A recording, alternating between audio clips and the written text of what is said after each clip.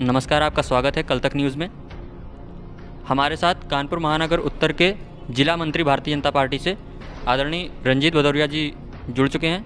आइए इनसे जानते हैं एमएलसी चुनाव के विषय में भारतीय जनता पार्टी क्या चाहती है। आइए इनसे जानते हैं। नमस्कार रंजीत जी। नमस्कार भैया।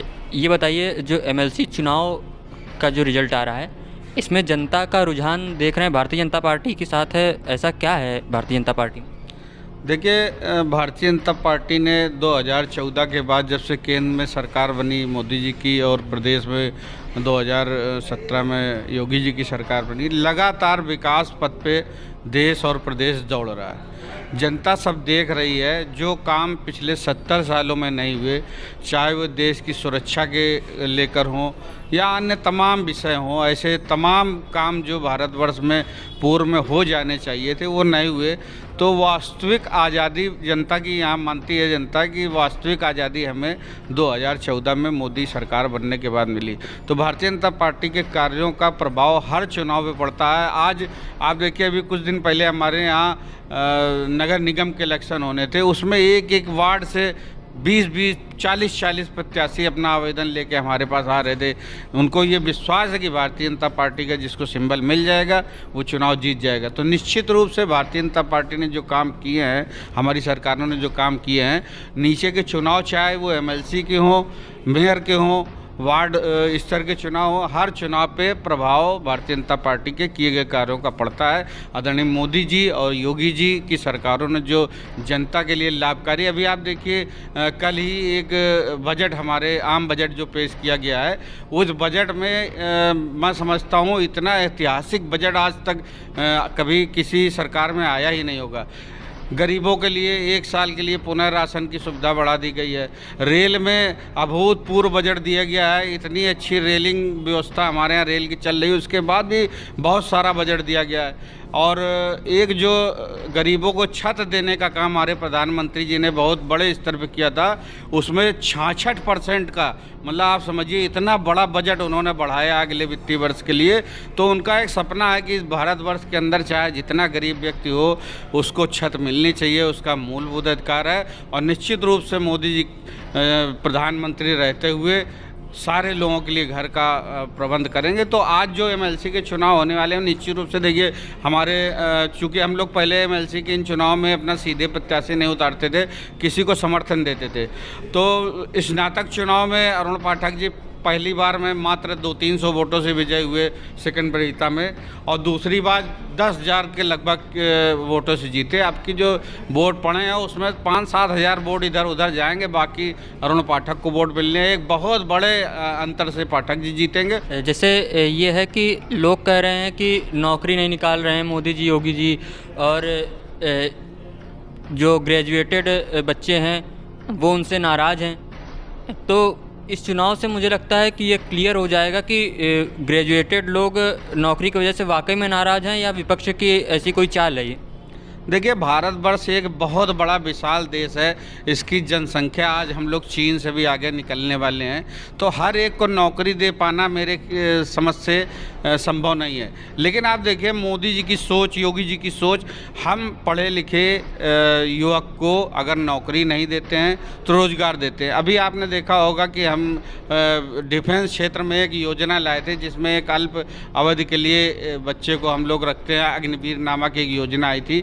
तो अगर हम एक युवक को नौकरी देते हैं, वो 25 साल तक नौकरी करता है, और आज अग्निवीर के माध्यम से हम 100 अभ्यर्थियों को भर्ती करते हैं, उसमें से 25 तो परमानेंट हो जाएंगे, लेकिन 75 को एक बड़ी रकम 25-25 लाख रुपए दे के हम 5 साल बाद वापस भेजते हैं। तो उस 25 लाख से वो चाहे तो कोई व्यवसाय कर सकता है, वो चाहे तो उसको प्रदेश की सरकारों, प्रदेश की जो डिफेंस के क्षेत्र हैं या प्राइवेट सेक्टर हैं या बैंकिंग क्षेत्र है, वहाँ भी उसको 10 से लेकर 20% तक का कोटा निर्धारित किया गया। जैसे पुलिस में भर्ती आती है, अगर अग्निवीर की सेवा 5 वर्ष करने के बाद कोई अभ्यर्थी वापस आता है तो अगर वो पुलिस में अपना आवेदन करता है तो उसको 20% का एक कोटा निश्चित किया गया है, तो उसको वहाँ भी नौकरी आसानी से मिल जाएगी। प्रारंभ में विपक्ष ने बड़ा शोर मचाया है कि साहब भविष्य खराब हो जाएगा, लेकिन आज जो अग्निवीर में हमारे युवा साथी लग गए हैं वो सब इसका बहुत अच्छी तरह प्रशंसा करते हुए बड़ाई कर रहे हैं कि नहीं, अग्निवीर योजना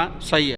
और रही बात नौकरी की, तो आप जानते हैं कि कोरोना जैसी घातक महामारी, अमेरिका जैसा एक बहुत बड़ा इकनॉमी रखने वाला देश, आज उनके यहाँ भी बेरोजगारी है।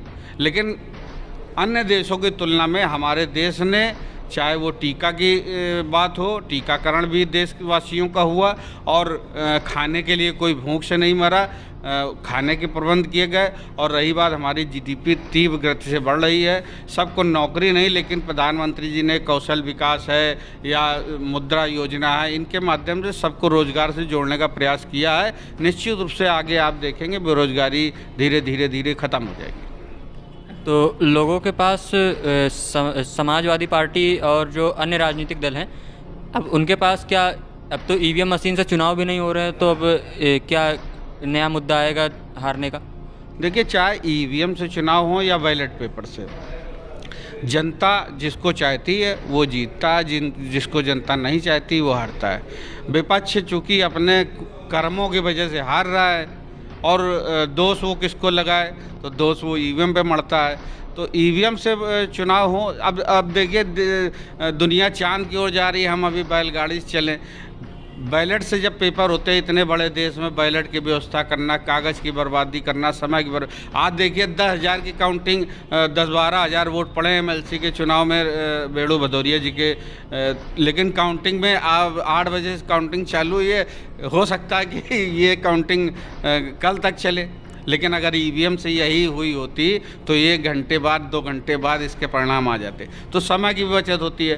तो टेक्नोलॉजी का इस्तेमाल हर क्षेत्र में हो रहा है, लेकिन अब विपक्ष कह रहा है कि नहीं, अगर ईवीएम से चुनाव ना हो, उससे चुनाव बैलेट से हो तो हम जीत जाएंगे। तो मैं समझता हूँ ये सिर्फ उनकी कपोल कल्पना है, हारने का बहाना है। चाहे बैलेट से हो, अब ये बैलेट का भी रिजल्ट आपके सामने आएगा, आप देखेंगे हमारे दोनों प्रत्याशी जीतेंगे।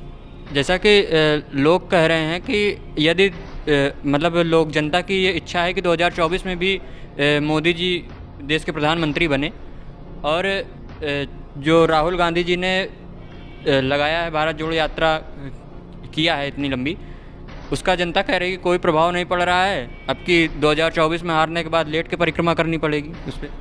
देखिए, ये सब बातें तो हम नहीं कहेंगे, वो भी एक राजनीतिक दल है, पुराना दल है, सब जनता कह रही है। नहीं, सबको सब काम करने की आज़ादी है, यही आज़ाद देश का मतलब हुआ। लेकिन राहुल गांधी को सोचना चाहिए, जिस कश्मीर में जाके उन्होंने तिरंगा फहराया है, उसको उस तिरंगा फहराने की स्थिति लाने वाले मोदी जी है। जनता इस बात को जानती है कि आज अगर उन्होंने वहाँ पर तिरंगा फहरा पाया है तो वो मोदी जी की देन है, इसलिए जनता मोदी जी को पसंद करती है। मतलब मोदी जी के नक्शे कदम पे चलने का प्रयास कर रहे हैं, लेकिन चल नहीं पा रहे। नहीं, ठीक है। देखिए, लोकतंत्र में विपक्ष का होना भी आवश्यक है। हम अगर विपक्ष नहीं होगा है तो कहीं ना कहीं हम बेलगाम ना हो जाएं, इसलिए स्वस्थ परंपरा के मानने वाले हम लोग हैं। विपक्ष को भी होना चाहिए, हम अच्छा काम करें तो उनको सराहना करनी चाहिए, अगर हम कोई गलत निर्णय लें उनको विरोध करना चाहिए। स्वस्थ लोकतंत्र के लिए विपक्ष भी उतना ज़रूरी है जितना पक्ष। धन्यवाद रंजीत। Thank you.